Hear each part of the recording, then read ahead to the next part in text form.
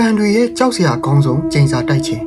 ကျွန်တော်တို့နေတဲ့မြန်မာနိုင်ငံမှာလည်းကျိန်စာတွေအောက်လန်းနည်းပညာတွေနဲ့တစ်ဖက်လူကိုပြူစားတဲ့နည်းတွေကိုယုံကြည်တဲ့သူတွေရှိတယ်လို့ဂျပန်မှာတဲ့အဲ့ဒီလိုမျိုးအောက်လန်းနည်းတွေနဲ့ကျိန်စာတိုက်တာတွေလည်းရှိပါတယ်ဒါကိုဂျပန်လို့ဥရှိနိုခိုခုမာဟီရီလို့ခေါ်ပါတယ်ဒီဥရှိနိုခိုခုမာဟီရီဆိုတာဟာပြင်းထန်ပြီးတော့ကြောက်ဖို့ကောင်းတဲ့ကျိန်စာတိုက်ခြင်းတစ်မျိုးပဲဖြစ်ပါတယ်ဒီကျိန်စာဟာဂျပန်မှာလွန်ခဲ့တဲ့နှစ်ပေါင်းများစွာကတည်းကရှိခဲ့တာဖြစ်ပြီးတော့အခုခေတ်ထိကိုကျန်ရှိနေတာပဲဖြစ်ပါတယ်ဥရှိနိုခိုခုမာဟီရီကျိန်စာကတကယ်တော့ဂျပန်ရဲ့နှက်ကြောင်းတွေနဲ့ဆက်သွယ်ပြီးတော့လောက်ရတဲ့အတွက်ကြောင့်တော်တော်လေးကိုကြောက်ဖို့ကောင်းပါတယ်ဒီကျိန်စာကိုဖြစ်ဖို့ဆိုလို့ရှိရင်ဝါရနင်းကျော်လို့ခေါ်တဲ့မြန်မာလိုဆိုရင်ကောက်ရိုးအယုတ်တစ်ခုကိုလိုအပ်မှာပဲဖြစ်ပါတယ်ဒီကောက်ရိုးအယုတ်ကိုလုပ်ရင်ကိုကကျိန်စာတိုက်တဲ့သူရဲ့ပုံစံနဲ့အနည်းဆက်ဆုံးတူအောင်လုပ်ရပါတယ်ပြီးတော့အဲ့ဒီကောက်ရိုးအယုတ်တွေကိုကျိန်စာတိုက်မဲ့သူရဲ့ DNA တစ်ခုပါဝင်တဲ့သပင်းအရေပြားသွေးဒါမှမဟုတ်လက်သေးတို့ကိုထည့်ပြီးတော့လုပ်ရမှာပါတခါတရံအဲ့ဒီလူရဲ့ဓာတ်ပုံတွေနာမည်တွေပါဝင်တဲ့စာရွက်ကိုပါချိတ်ဆွဲပြီးတော့လည်းလုပ်တတ်ကြပါတယ်ပြီးရင်တော့ကျိန်စာတိုက်မဲ့သူဟာဂျပန်ရိုးရာကီမိုနိုအဖြူရောင်အင်ဂျီကြီးကိုဝတ်ဆင်ရမှာပဲဖြစ်ပါတယ်ပြီးရင်တော့ခေါင်းပေါ်မှာတန်ခွင်းနဲ့ဖျောင်းတိုင်၃ချောင်းစိုက်ထားလို့ရအောင်လုပ်ထားပြီးတော့ဖျောင်းတိုင်ကိုထွန်းပြီးတော့မင်းညှိထားမှာပါပြီးရင်လေဘင်းမှာလည်းမှန်ပြားဝိုင်းကြီးကိုဆွဲထားမှာပဲဖြစ်ပါတယ်ပြီးရင်တော့ဖះเจ้าတဲ့ကိုဘယ်သူမှမသိအောင်ခိုးဝင်ရမှာပဲဖြစ်ပါတယ်ဖះเจ้าတဲ့ကိုခိုးဝင်ပြီးသွားပြီဆိုလို့ရှိရင်တော့ရှင်းဟိုခုလို့ခေါ်တဲ့တစ်ပင်ကြီးကိုလိုက်ရှာမှာပဲဖြစ်ပါတယ်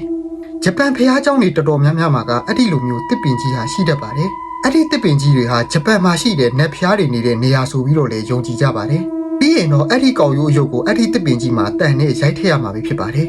ဒီလိုမျိုးကျိန်စာကိုလုပ်နေတဲ့အချိန်မှာအချိန်ကလည်းအရန်ကိုအရေးကြီးပါတယ်ညှိနှက်ပြီးတော့လူကြီးတိတ်တဲ့အချိန်တနာရီကနေပြီးတော့3နာရီချာမှာတက်ရောက်တဲ့နှက်ကြောင်းတဲ့ကိုဝင်ရမှာပဲဖြစ်ပါတယ်။ဘာလို့လဲဆိုရင်တော့အဲ့ဒီအချိန်ကဂျပန်ရဲ့ယူရေလို့ခေါ်တဲ့ဝိညာဉ်တွေနဲ့ယူကိုင်းလို့ခေါ်တဲ့တရေတွေအမဲလိုက်တဲ့အချိန်ပဲဖြစ်ပါတယ်။ဒီမှာအရေးကြီးဆုံးကဒီလိုလုပ်တာကိုလုံးဝလူမြင်လို့မရပါဘူး။အကယ်လို့သာတယောက်ယောက်ကမြင်ခဲ့ရင်တော့ဒီချိန်စာဟာတိုက်တဲ့သူစီကိုပြန်လာပြီးတော့ကိုကပြန်ခံရမှာပဲဖြစ်ပါတယ်။ပြီးရင်တော့တရက်ထဲသွားမှာမဟုတ်ဘဲနဲ့9ရက်စက်တိုက်သွားပြီးတော့တန်ချောင်းနဲ့ကောက်ရိုးအယုတ်ကိုတောက်လျှောက်ရရမှာပဲဖြစ်ပါတယ်။အဲ့ဒါကြောင့်တော်တော်လေးကိုခက်ခဲတဲ့ကျိန်စာတိုက်ခြင်းပဲဖြစ်ပြီးတော့တယောက်ယောက်က9ရက်အတွင်းမှာမြင်သွားခဲ့ရင်တော့ကိုယ်ပဲပြန်ခံရမှာဖြစ်တာကြောင့်တော်တော်လေးကိုအန္တရာယ်ကြီးပါတယ်။ဒီကျိန်စာတိုက်ခြင်းရဲ့နောက်ဆက်တွဲတွေကတော့ကျိန်စာတိုက်ခံရတဲ့သူဟာပြင်းထန်တဲ့နေမကောင်းဖြစ်ခြင်းကိုပါခံစားရနိုင်ပါတယ်။တချို့ကလည်းတန်နဲ့ရိုက်လိုက်သလိုပြင်းထန်တဲ့နာကျင်မှုတွေကိုခံစားစေရတယ်ဆိုလို့လည်းဆိုကြပါတယ်။အမှန်တော့အဲ့ဒီလိုကျိန်စာတိုက်ခြင်းဟာနတ်ဆိုးကိုခေါ်လိုက်တယ်လို့ဖြစ်ပြီးတော့အဲ့ဒီနတ်ဆိုးကနာကျင်အောင်နီးမျိုးမျိုးနဲ့နှိပ်စက်တာပဲဖြစ်ပါတယ်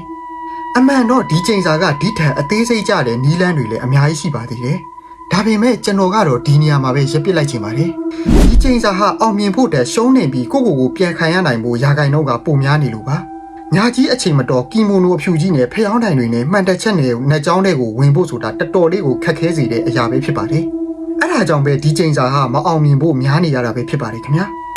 ကျွန်တော်ဒီနေ့တင်ဆက်ပေးတဲ့ဗီဒီယိုလေးကတော့ဂျပန်ရဲ့ကြောက်စရာကောင်းတဲ့ကျိန်စာဥရှိနိုခိုခုမာဟီရီဆိုတဲ့ကျိန်စာပဲဖြစ်ပါတယ်ဗျာ။ဟုတ်ကဲ့နောက်ထပ်ဂျပန်နဲ့ပတ်သက်တဲ့အကြောင်းအရာလေးတွေစိတ်ဝင်စားတယ်ဆိုလို့ရှိရင်ကျွန်တော် channel လေးကို like and follow လေးလုပ်ထားပေးပါဦးဗျာ။ဟုတ်ကဲ့ကျွန်တော်ဗီဒီယိုလေးကိုဆုံးဖြတ်ကြည့်ပြီးတော့ကျေးဇူးများကြီးတင်ပါတယ်ခင်ဗျာ။အားလုံးပဲတတား